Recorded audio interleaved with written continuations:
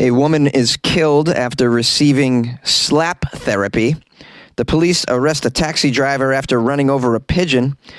And a man's own knife necklace played a role in his death. These are the weird stories for Tuesday on Weird AF News, the only daily weird news podcast hosted by a comedian inside a closet. I have 3 weird news stories from around the world. Let's go. Let's go. A woman was killed during a slapping therapy workshop.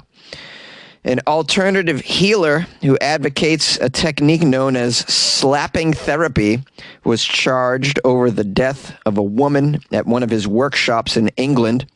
Have you heard of slapping therapy? This is new to me. If you Google it, though, apparently it's a beauty treatment. They use it for skincare.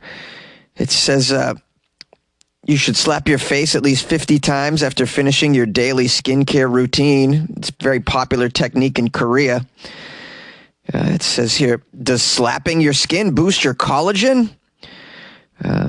We also have here reports of slapping your face releasing toxins and whatnot. There's actual slapping therapy workshops. This blows my mind. Okay, all right, guys, here's how it works. No matter what issue you have, you pay me, and I slap the crap out of you. Any questions? Any questions? Yes. How big is the slap dose? Well, I'm just going to slap you until you feel better or until you go unconscious, which at that point, all your problems are solved, right? Whatever was hurting no longer hurts because you're knocked out on the floor. All right, back to the article. Let's get some details. This alternative healer, also known as a shaman, is named Hongqi Zhao. He's charged with manslaughter for the death of a woman named Danielle Carr Gaume. Now, he has been detained after following extradition from Australia. This guy Zhao promotes something called pedalagine therapy, in which patients are slapped or they slap themselves repeatedly, ostensibly to release toxins from the body. Patients often end up with bruises or bleeding. The technique has its roots in Chinese medicine, but critics say it has no scientific basis whatsoever. Now, this fellow Zhao is originally from China. He runs a California-based institute called the Pailala Institute. He has led pedalagine workshops around the world. That's what they call the slap workshops, pedalagine. He has his own institute. They should shut this place down. This isn't helping. This poor woman, Danielle, 71 years old. She died at the Cleve House Country Hotel in Western England while attending a workshop run by this moron, Zhao. You're probably wondering, how did this poor woman end up at a slapping workshop? Was it a Groupon? Well, her son Matthew says that she had sought alternative methods of treating and dealing with her diabetes because she struggled to inject insulin due to fear of needles. Oh, this poor woman, she's in her 70s, goes to a slap workshop, much too old to be attending a slapping workshop. This guy should deny her the treatment because of her age. How's an elderly woman going to handle slapping over and over again, either by herself or someone else? And to treat diabetes, come on, man. These charlatans are just horrible. They need to be dealt with severely. This person needs to go to jail. The workshops need to end. The institution should be shut down. I don't want to begrudge people for trying alternative healing solutions when nothing else works, but it's like, we know about diabetes. We know how to treat it. There's various treatments. If you don't like needles, I'm sure there's something else that's also reasonable. But how about the sun help with the needle situation? How about it's got to be a way to get her the medicine somehow. This is just could have been totally avoided. And I'm someone who definitely supports Chinese medicine. I go to acupuncture occasionally and take Chinese herbs. But if someone was like, hey, man, I think your acid reflux is actually slappable. You want to give it a go? No, man. No.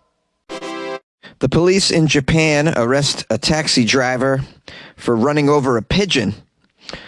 Seems awfully strange. I guess the crime rate in Japan is so low that the cops are protecting flying rodents at this point. Stories out of Tokyo. A Tokyo taxi driver was arrested for apparently deliberately driving into a flock of pigeons and murdering one of them, according to the police. Reportedly, the taxi driver was angry that the birds were in the middle of the road.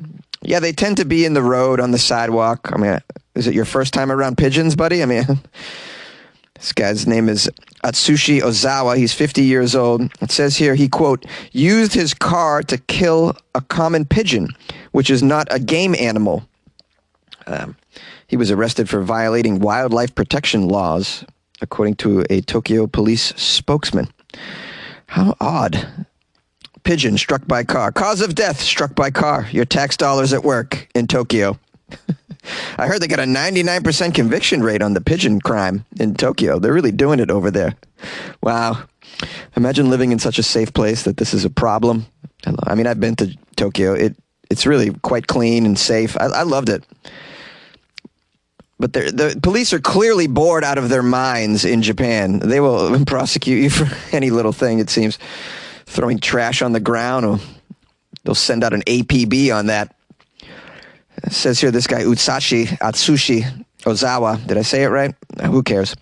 He sped off from a traffic light when it turned green, plowing his taxi into the bevy of birds at a speed of 60 kilometers an hour.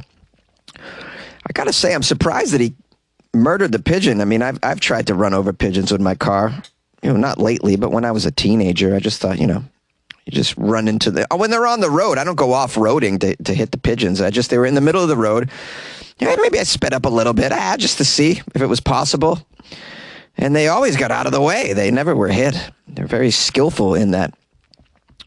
You never played chicken with some pigeons? Come on, tell me you didn't do that. I was very young, excuse me. It says here the sound of the engine reportedly prompted a surprised passerby to report the incident. Tokyo police had a veterinarian perform a post-mortem on... Sorry. A post-mortem on the pigeon. An autopsy on the pigeon? Yeah, cause of death, blunt force from a bumper. Case closed. They determined the cause of death for the pigeon as, quote, traumatic shock. Okay. I'm sure we were all just waiting to hear the cause of death of this pigeon. People were just, wow. Couldn't wait to learn how the pigeon was killed. Just nothing going on in Tokyo, it seems. Ozawa was quoted by the local media as telling the investigators, quote, roads belong to humans, so pigeons should have dodged out of the way of my taxi. This guy. I'm not going to say he's not a psychopath. He seems like he is a little bit. Perhaps he shouldn't be a taxi driver. I mean, if he's going to run over pigeons, I mean, maybe he'll go on to larger living beings. Police called his behavior highly malicious for a professional driver before deciding to go ahead with the arrest. Someone on Twitter wrote, wow, can you get arrested for running over a pigeon? Someone else wrote, he couldn't just have honked his car horn or something, but intentionally killing it, well, that's crossing the line, everybody. Doesn't say what kind of time he's going to do for murdering a pigeon in Japan. And imagine he's going to lose his taxi license at the least, And I'm sure there's going to be a major protest by the PLM. Have you heard of the PLM? The Pigeon Lives Matter? Stupid. Want to create a podcast? Spotify's platform lets you easily make, record, and distribute a podcast everywhere, even earn some money. All in one place, and it's free. It's called Spotify for Podcasters. Record, edit on your phone or your computer. Send it to Spotify and everywhere podcasts are heard. They even have video recording options as well. Spotify for Podcasters even allows you to earn money with ads and subscriptions. Best of all, it's free. Try it. Download Spotify for Podcasters or go to spotify.com/podcasters to get started. And good luck with your podcast. Good luck with your life, man. The tragic death of a man at the hands of his own knife necklace. This story is out of Massachusetts, my home state.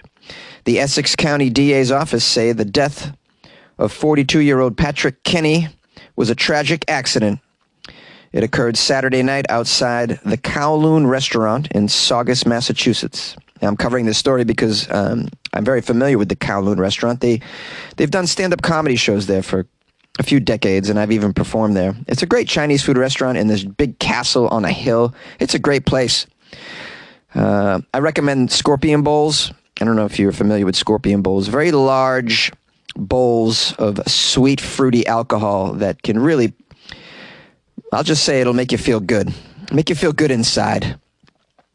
Investigators are trying to unravel the events that caused this man Patrick's death. Law enforcement, with knowledge of the investigation, says it appears that Kenny's death was caused by a knife necklace that he was wearing at the time. He accidentally tripped in the Kowloon parking lot and somehow cut himself with the knife. I assume he was cut in the neck, probably severed one of those all-important arteries. Probably not a good idea to wear a knife necklace. I didn't know this was a thing. It says here, a Google search of knife necklaces reveals that these items are sold on the internet. These items are sold on the internet, it says, those knife necklaces. Did you know you could get them on the internet? It says they don't know the brand or size of the knife necklace that Kenny was reportedly wearing on Saturday night. There's a photo of him, but there's no knife necklace in the photo. I think I need to go on a deep dive on this knife necklace situation. All right, my own Google search of the knife necklace situation shows that these are something that's kind of more common than I expected, and some of them are quite large. On Amazon here, we have a 6.5-inch blade, stainless steel. I mean, around your neck, I don't know about this. It says here, what is the point of a neck knife? It says here, a neck knife, also known as a knife necklace, is easier to put on quickly compared to a belt knife or a folder knife, and unlike a belt sheath, a neck knife's sheath doesn't run the risk of striking a hand or elbow as you walk either. Maintenance is another big advantage, it says. Well, I guess you're supposed to put it in a sheath. Obviously, this gentleman didn't have it in a sheath, I assume. What does knife necklace represent? It says the symbolism of the knife refers to psychological or emotional separation. The image also may involve some form of release or personal revelation. As a result, the meaning of the knife image is highly dependent upon the action and placement of the sharp instrument itself. It refers to a separation of your artery on your neck, leading to a loss of blood. Major separation from your own blood is what you're risking with this. This is some silly behavior, man. I thought it was a TikTok challenge. Now, the law enforcement involved in this case say that Kenny was at the Kowloon celebrating a birthday with a group of people. The incident happened after the party was over, when he was walking towards a bus that the group rented to take them to Kowloon and then back home again. His family is asking for privacy and issued a brief statement. Quote, "Our family is mourning the loss of Patrick, focused on his wife, Lauren, and 2 young children, and trying to make sense of this horrific tragedy. Patrick was a loving father and husband or brother, son, and loyal friend to many. This is a horrible tragedy." This is a very horrible tragedy. There's just no need for this. Trying to make sense of it, though, I mean, clearly, you don't wear blades around your neck, especially if you've been out drinking. Those drinks are very strong at the Kowloon. They're like those tiki drinks. You know, you get a zombie or one of these. They have drinks called like a painkiller. I mean, they're very strong. You can easily black out drunk and fall on the pavement. And if you're wearing a knife near your face, it's just not a good combination here. I feel terrible for the family around the holidays. This is horrible. It says here the official cause of Kenny's death has yet to be determined. Well, I mean, I think we know. The situation comes less than 2 weeks after an unacceptable and disgusting brawl broke out inside the packed Kowloon restaurant on Thanksgiving Eve as well. Well, I told you, these drinks are strong in there. People are going to lose their minds. I have very fond memories of the Kowloon restaurant, though. This is very sad to hear stories like this at the center of such a place that means a lot to me. Performing comedy there was just a treat, and I hope to do so at some point again. I can't really end this story on a happy note. There's nothing funny about someone dying from their own jewelry. It's just foolish behavior and totally could have been avoided. No knife necklaces, guys. Now, I recommend an alternative kitchen utensil as a necklace if you need to go that route. Perhaps a spoon. Maybe a rubber spatula That sounds very safe. Yay! This episode is brought to you by Shopify. Selling a little or a lot? Do your thing however you cha-ching with Shopify, the global commerce platform that helps you sell at every stage of your business. Shopify helps you turn browsers into buyers with the internet's best converting checkout. 36% better on average compared to other leading commerce platforms. Get a $1 per month trial period at shopify.com/offer23. Cuts like a na na na na na na na na around my neck. You guys remember that song, Cuts Like a Knife? Was that Bryan Adams, I think? Oh, Bryan Adams, where is he these days? He had some pretty good love songs. Do you ever really love a woman? Oh my God, Bryan Adams got laid. Totally. All right, anyways, listen. I want to apologize for not having an episode for yesterday. I was traveling back from San Francisco, and it just was a long road trip, and I didn't have the energy to stop and record. I just couldn't get myself to do it.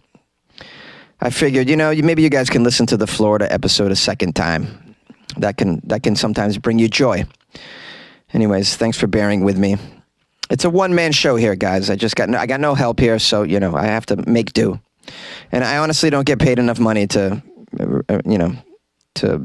go crazy. I just don't.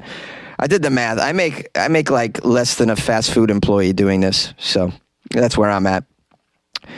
Anyways, if you want to contribute, you can buy me some coffee for the holidays, like Steamboat. Steamboat bought me coffee off my website, weirdafnews.com. I don't know who Steamboat is. Sounds like a cool individual, though. Maybe Steamboat owns a steamboat operator. I'm not really sure. Maybe it's a wrestling name. Steamboat wrote, I love you, Jonesy. You always put a smile on my face. I have made everyone around me listen to you. You made everyone around you listen to me, Steamboat? How dare you torture your friends like this? Steamboat says, half the songs you have made up have become earworms and really should be put out on a CD. Call it Madness in the Closet. Good luck with your life, man. Thanks for the suggestion, Steamboat, but no one listens to CDs anymore. I'll put this to consideration, though. I've done so many songs, though. I don't even remember. Where do I begin? I don't even know how to find the songs that I've spat out. I just kind of spontaneously do them because to me it's good because I get bored. I'm not gonna lie, I get bored. I'm at like 1,600 plus episodes of this, and it kind of gets boring. So sometimes I like to just sing, improv some weird song. Just keeps me going.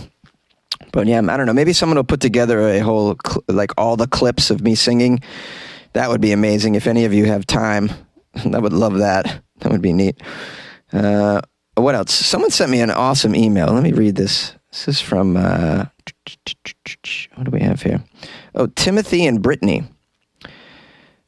They wrote, hey, Jonesy, my name is Brittany, and my fiance's name is TC.